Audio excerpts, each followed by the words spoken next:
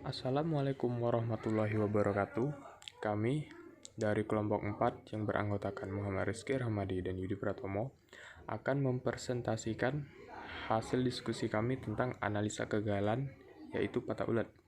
Sebelumnya, mohon maaf jika terdapat suara yang mengganggu dari luar, karena dengan adanya wabah COVID-19 memaksa kita untuk belajar dari rumah secara online. Semoga COVID-19 cepat berakhir dan menghilang selama-lamanya.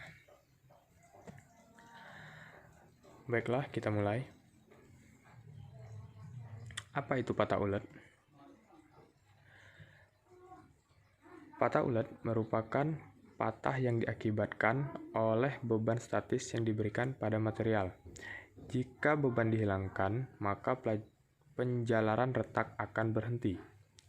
Patah ulet ini ditandai dengan penyerapan energi disertai adanya deformasi plastis yang cukup besar di sekitar patahan, sehingga permukaan patahan nampak kasar berserabut dan berwarna kelabu. Selain itu, komposisi material juga mempengaruhi jenis patahan yang dihasilkan. Jadi, bukan karena pengaruh beban saja. Biasanya, patah ulet terjadi pada material berstruktur bainit yang merupakan baja dengan kandungan karbon rendah. Nah, ini adalah reaksi saat terjadi patahan. Biasanya area sekitaran patahan menyempit dan terjadi pemanjangan seperti gambar di bawah. Nah, untuk gambar sebelah kiri bisa kita lihat, ini adalah sebelum proses terjadinya patahan, yaitu pada bagian ini material menyempit dan memanjang. Hal ini terjadi karena benda memiliki sifat yang lebih elastis, sehingga saat ditarik, material akan memanjang dan menyempit. Nah, pada bagian ini, fracture, inilah yang nantinya akan terjadi patahan, seperti ini. Dan ini adalah pemanjangannya, penyempitannya.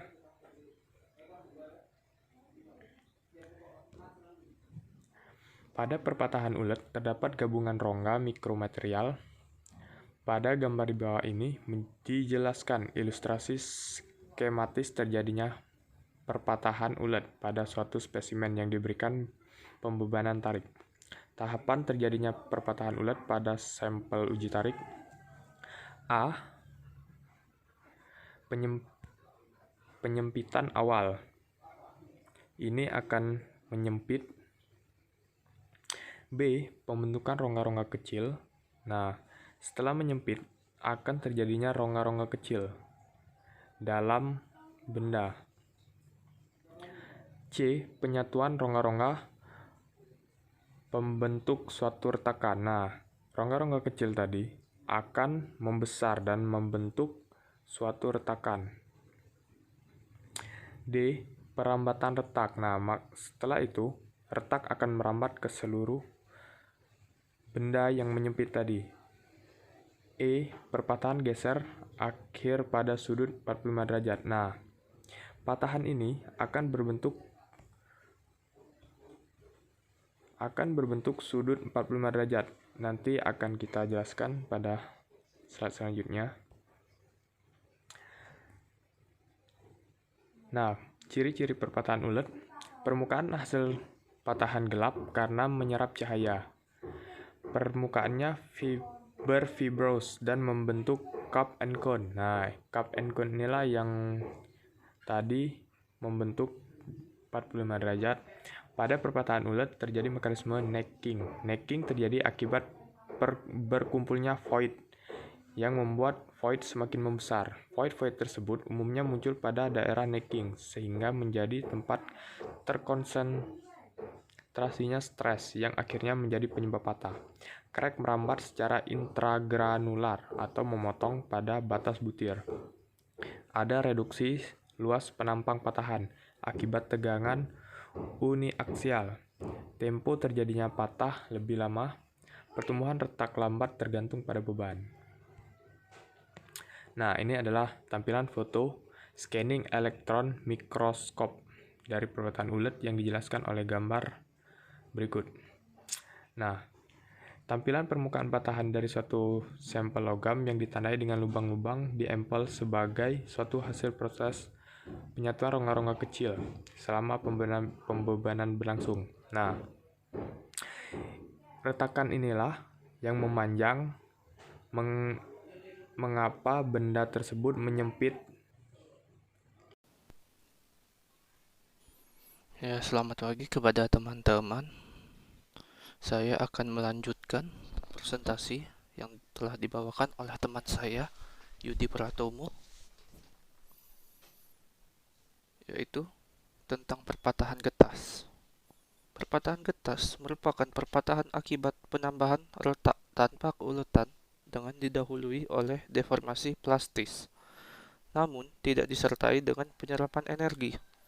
Perpatahan ini biasa terjadi pada energi pembebanan yang rendah. Perpatahan getas ditandai dengan permukaan patahan yang berbutir atau disebut granular dan terang serta ditandai dengan perubahan retak yang cepat dan adanya energi pembebanan yang relatif lebih kecil daripada perpatahan ulet.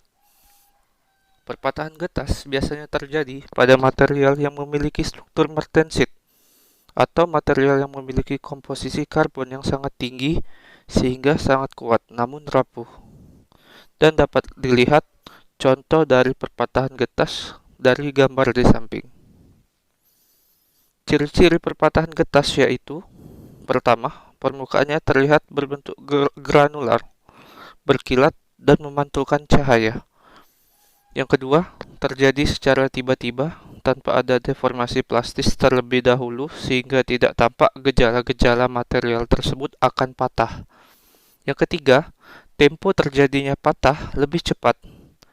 Yang keempat, bidang patahan relatif tegak lurus terhadap tegangan tarik. Yang kelima, tidak ada reduksi luas penampang patahan akibat adanya tegangan multiaksial. Yang keenam, tidak ada atau sedikit sekali deformasi plastis yang terjadi. Yang ketujuh, retak atau perpatahan merambat sepanjang bidang-bidang kristalin membelah atom-atom material atau kita sebut juga transgranular.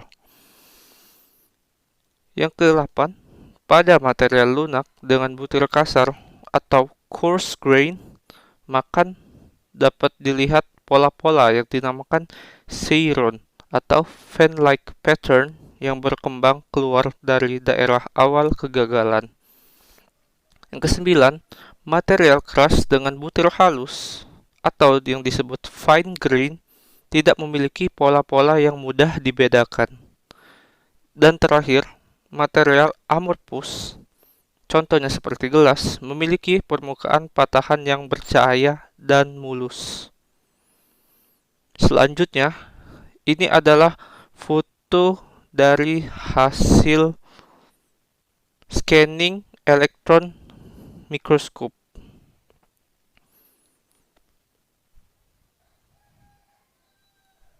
Perhatikan bentuk perambatan retak yang menjalar.